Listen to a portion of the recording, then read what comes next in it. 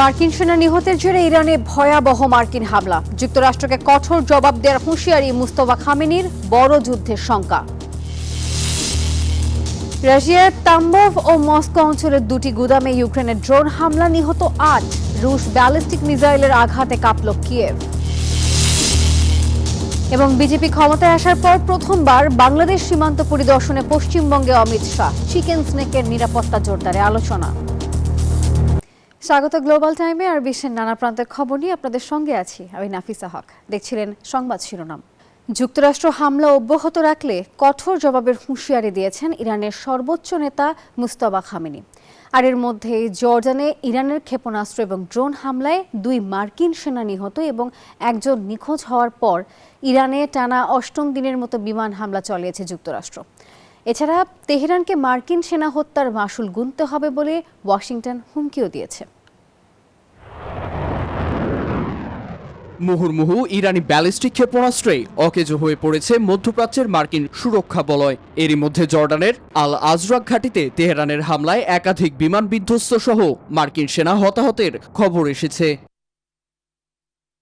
চলমান সংঘাতে নিহত মার্কিন সেনার সংখ্যা বেড়ে দাঁড়িয়েছে ১৬ জনে। এতে শোক জানিয়ে তেহরানে প্রতিশোধমূলক হামলা জোরদারের নির্দেশ দিয়েছেন মার্কিন প্রেসিডেন্ট ডোনাল্ড ট্রাম্প। মার্কিন সেনা হতাহতের ঘটনা অত্যন্ত দুঃখজনক। এর মূল্য তাদের চুকাতে হবে। ইরানকে কখনোই পারমাণবিক অস্ত্র অর্জন করতে দেওয়া হবে না। ট্রাম্পের নির্দেশ বাস্তবায়নে টানা ৮ম রাতের মতো ইরানের কেশম দ্বীপ, সিরিক ও বন্দর আব্বাসের নানা সামরিক স্থাপনায় হামলা চালিয়েছে যুক্তরাষ্ট্র। হামলায় গুরুত্বপূর্ণ সেতু, বিদ্যুৎ অবকাঠামো ও পানির পাইপলাইন ক্ষতিগ্রস্ত হয়েছে। এতে চরম ভোগান্তিতে পড়েছেন ইরানিরা। এদিকে ইরানের সর্বোচ্চ নেতা মুস্তফা খামেনি সতর্ক করে বলেছেন, আগ্রাসন অব্যাহত থাকলে তেহরান ও তার আঞ্চলিক মিত্ররা যুক্তরাষ্ট্রকে অবিস্মরণীয় জবাব দিতে প্রস্তুত। এছাড়া দাম্ভিকতার বুলি আড়ানো মার্কিন প্রেসিডেন্টের পদক্ষেপকেও মূল্যহীন বলে আখ্যা দিয়েছেন তিনি। নীরব দাস, নিউজ 24। মধ্যপ্রাচ্যের আকাশে গাঢ় হচ্ছে যুদ্ধের ছায়া। ইরানের বিরুদ্ধে সামরিক অভিযান বিস্তৃত করার প্রস্তুতি নিচ্ছে ট্রাম্প প্রশাসন। আর একথা জানিয়েছেন মার্কিন সংবাদ মাধ্যম অ্যাক্সিওস। নতুন হামলার আগে ইসরায়েলে আরও কয়েক ডজন জ্বালানি সরবরাহকারী বিমান পাঠানোর পরিকল্পনাও করা হয়েছে। আর এতে অঞ্চল জুড়ে সংঘাত আরও বেশি ছড়িয়ে পড়ার শঙ্কাও বাড়ছে। আকাশে একের পর এক উঠছে বিশাল জ্বালানি ট্যাঙ্কার বিমান। এগুলো শুধু উঠছে না, যেন মধ্যপ্রাচ্যে আরো বড় এক যুদ্ধের কাউন্টডাউন শুরু করছে। ইরানের বিরুদ্ধে সামরিক অভিযান বিস্তৃত করতে নতুন প্রস্তুতি নিচ্ছে যুক্তরাষ্ট্র। সম্প্রতি মার্কিন সংবাদ মাধ্যম অক্সিওসে জানিয়েছে, সম্ভাব্য নতুন হামলার আগে ইসরায়েলে আরো কয়েক ডজন এরিয়াল রিফুয়েলিং ট্যাঙ্কার পাঠানোর সিদ্ধান্ত নিয়েছে ট্রাম্প প্রশাসন। দূরপাল্লার যুদ্ধ বিমানের টানা অভিযান চালাতে এই প্রস্তুতি। যুক্তরাষ্ট্র ও ইসরায়েলের কর্মকর্তাদের বরাত দিয়ে প্রতিবেদনে বলা হয়, প্রেসিডেন্ট ডোনাল্ড ট্রাম্প ইতিমধ্যে একাধিক সামরিক পরিকল্পনা পর্যালোচনা করেছেন। পরিস্থিতি অনুযায়ী কয়েকদিনের মধ্যেই আরও জোরালো হামলার নির্দেশ দিতে পারেন তিনি। নতুন পরিকল্পনায় ইরানের বিদ্যুৎ কেন্দ্র, গুরুত্বপূর্ণ অবকাঠামো, পারমাণবিক স্থাপনা এবং ভূগর্ভস্থ সন্দেহভাজন পিক্সএক্স মাউন্টেন স্থাপনাকে সম্ভাব্য লক্ষ্যবস্তু হিসেবে বিবেচনা করা হচ্ছে। গোয়েন্দাদের ধারণা, সেখানে গোপন ইউরেনিয়াম সমৃদ্ধকরণ কার্যক্রম চলছে। ওয়াশিংটনের দাবি, ইরানের সক্ষমতা দুর্বল করা এবং তেহরানকে আবারও আলোচনার টেবিলে ফেরানোই লক্ষ্য। এদিকে টানা সামরিক চাপের মুখে ইরানের ভেতরেও যুদ্ধ নয়, কূটনীতি, তা নিয়ে বিতর্ক বাড়ছে। বিশ্লেষকদের মতে, সংঘাত দীর্ঘায়িত হলে মানবিক ও অর্থনৈতিক ক্ষতি আরও বাড়বে। তাই জাতীয় স্বার্থে দ্রুত কূটনৈতিক উদ্যোগ জোরদারের আহ্বান জানিয়েছেন তারা। চন্দ্রা, নিউজ 24। যুক্তরাষ্ট্র ও ইরানের মধ্যকার সংঘাত আরও তীব্র আকার ধারণ করেছে। আর এমন পরিস্থিতিতে বিশ্বজুড়ে মার্কিন নাগরিকদের জন্য নিরাপত্তা সতর্কতা জারি করেছে মার্কিন পররাষ্ট্র দপ্তর। সতর্কবার্তায় বলা হয়েছে, মধ্যপ্রাচ্যে উত্তেজনা বৃদ্ধির কারণে নিরাপত্তা পরিস্থিতি জটিল হয়ে পড়েছে। আর এমন অবস্থায় বিশ্বজুড়ে অবস্থানরত মার্কিন নাগরিকদের, বিশেষ করে মধ্যপ্রাচ্যে থাকা নাগরিকদের পরিস্থিতির সর্বশেষ তথ্য নিয়মিত অনুসরণ করার পাশাপাশি নিকটস্থ মার্কিন দূতাবাস বা কনস্যুলেটের নির্দেশনা মেনে চলার পরামর্শ দেওয়া হয়েছে সেই বার্তাতে। একজন নগরপিতার হাতে কি কোনো দেশের প্রধানমন্ত্রীকে গ্রেপ্তারের ক্ষমতা থাকে? প্রশ্নটি উঠেছে ইসরায়েলের প্রধানমন্ত্রী বেনিয়ামিন নেতানিয়াহুকে নিয়ে। আর তাকে গ্রেপ্তার করতে চান নিউ ইয়র্কের মেয়র জোহরান মামদানি। সম্প্রতি তিনি বলেন আইনি পথ খুঁজছেন তিনি। জাতিসংঘ অধিবেশনে যোগ দিতে কদিন পর নিউ ইয়র্ক যাচ্ছেন নেতানিয়াহু, আর তার বিরুদ্ধে রয়েছে আইসিসির পরোয়ানা। ফিলিস্তিনের গাজায় মানবতা বিরোধী অপরাধ ও যুদ্ধাপরাধের অভিযোগ রয়েছে ইসরায়েলের প্রধানমন্ত্রী বেনিয়ামিন নেতানিয়াহুর বিরুদ্ধে। 2024 সালের নভেম্বরে তার বিরুদ্ধে গ্রেপ্তারি পরোয়ানা জারি করে আন্তর্জাতিক অপরাধ আদালত। এই পরোয়ানা মাথায় নিয়েই বিদেশ সফর করে বেড়াচ্ছেন নেতানিয়াহু। কদিন পরেই তিনি যুক্তরাষ্ট্রের নিউ ইয়র্ক যাবেন জাতিসংঘ অধিবেশনে যোগ দিতে। এই সুযোগ লুফে নিতে চান নিউ ইয়র্কের মেয়র জোহরান মামদানি। গ্রেফতার করতে চান নেতানিয়াহুকে, খুঁজছেন আইনি পথ, আলোচনা করছেন নগর কর্তৃপক্ষের সঙ্গে।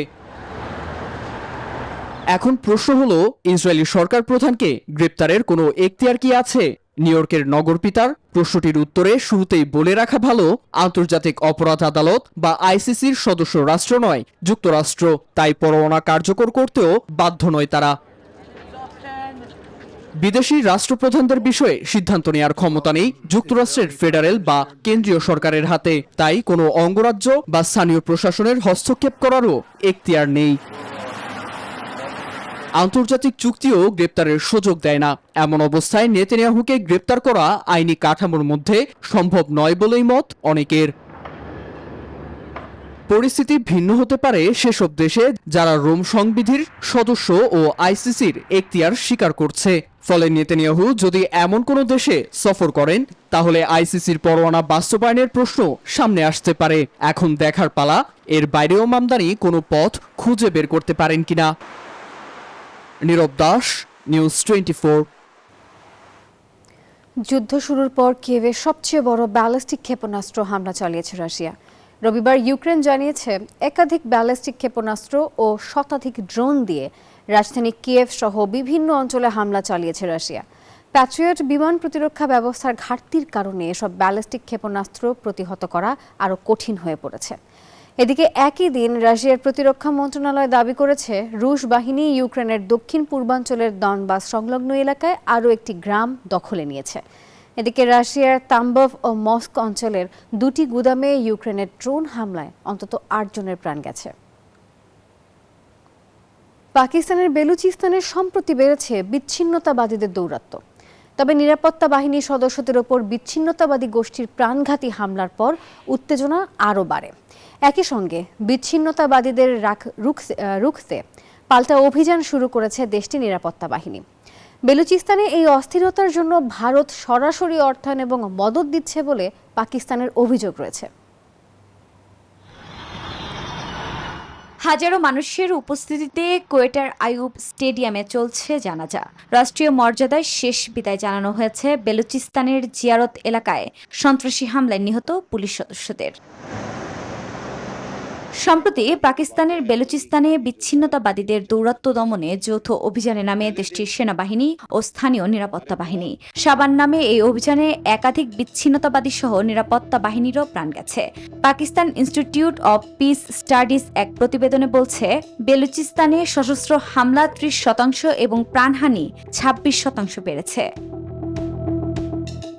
মানবাধিকার কর্মীরা বলছেন, বেলুচিস্তানের জোরপূর্বক গুম, বিচার বহির্ভূত আটক, শিক্ষার্থী ও রাজনৈতিক কর্মীদের বিরুদ্ধে দমন পীড়নের অভিযোগ উদ্বেগজনক। তাদের অভিযোগ, পাকিস্তানের কেন্দ্রীয় সরকারের চাপিয়ে দেয়া নীতি পরিস্থিতিকে আরও জটিল করছে। এদিকে অন্তর্জালে কয়েকদিন ধরে ঘুরছে স্বাধীন বেলুচিস্তানের একটি ঘোষণাপত্র, যদিও সেখানে কারো বরাত দেওয়া হয়নি। এছাড়া কেউ এ ঘোষণাপত্রের দায়ও স্বীকার করেনি। এদিকে এই ঘোষণাপত্রের জেরে আবারও আলোচনায় বেলুচিস্তান নিয়ে পাক ভারত দ্বন্দ্ব। ইসলামাবাদের অভিযোগ, ভারতের মদদে কিছু সশস্ত্র গোষ্ঠী অস্থিতিশীলতা তৈরির চেষ্টা করছে। এই অভিযোগকে সম্পূর্ণ ভিত্তিহীন বলছে ভারত সরকার। নয়াদিল্লির দাবি, বেলুচিস্তানের দীর্ঘদিনের অভ্যন্তরীণ সমস্যা ও মানবাধিকার লঙ্ঘনের ঘটনা থেকে নজর ঘোরাতেই পাকিস্তান বারবার এ ধরনের বানোয়াট দাবি করে আসছে। আফরিন মৌ, নিউজ 24। ভারত বাংলাদেশ সীমান্ত পরিদর্শন করলেন ভারতের কেন্দ্রীয় স্বরাষ্ট্রমন্ত্রী অমিত শাহ এবং পশ্চিমবঙ্গের মুখ্যমন্ত্রী শুভেন্দু অধিকারী। ভারতীয় একাধিক গণমাধ্যমের বরাতে জানা যায়, স্থানীয় সময় শনিবার শিলিগুড়ির জুমাগাছে বিএসএফের 18তম ব্যাটালিয়নের সীমা চৌকিতে পৌঁছান অমিত শাহ। আর এরপর বিএসএফ সদস্যদের সঙ্গে মত বিনিময় করেন। সীমান্ত পরিদর্শন শেষে উত্তরবঙ্গের রাজ্য সরকারের সচিবালয় উত্তরকন্যায় পৌঁছে টানা কয়েকটি উচ্চ পর্যায়ের বৈঠক করেন কেন্দ্রীয় স্বরাষ্ট্রমন্ত্রী। এসব বৈঠকে আঞ্চলিক নিরাপত্তা, অবৈধ অনুপ্রবেশ, কেন্দ্র রাজ্য সমন্বয়, নতুন ফৌজদারি আইন বাস্তবায়ন এবং জন্ম মৃত্যু নিবন্ধন ব্যবস্থা নিয়ে আলোচনা হয়।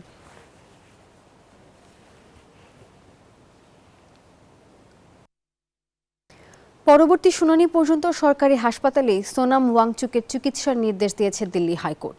রবিবার বেসরকারি হাসপাতালে স্থানান্তরের আবেদন নাকচ করে আদালত জানিয়েছে, আপাতত দিল্লির সফদরজং হাসপাতালেই চলবে তার চিকিৎসা। ভারতের কেন্দ্রীয় শিক্ষামন্ত্রীর পদত্যাগের দাবিতে আমরণ অনশনে থাকা এই পরিবেশ কর্মী টানা 20 দিনের অনশনের পর অসুস্থ হয়ে পড়লে আদালতের নির্দেশে তাকে হাসপাতালে ভর্তি করা হয়। একই সঙ্গে তার স্ত্রী এবং ভাইকে সার্বক্ষণিক হাসপাতালে থাকার অনুমতিও দিয়েছে আদালত। চিকিৎসকরা জানিয়েছেন, তীব্র দুর্বলতা ও পানির শূন্যতায় ভুগলেও বর্তমানে সোনাম ওয়াংচুকের শারীরিক অবস্থা স্থিতিশীল।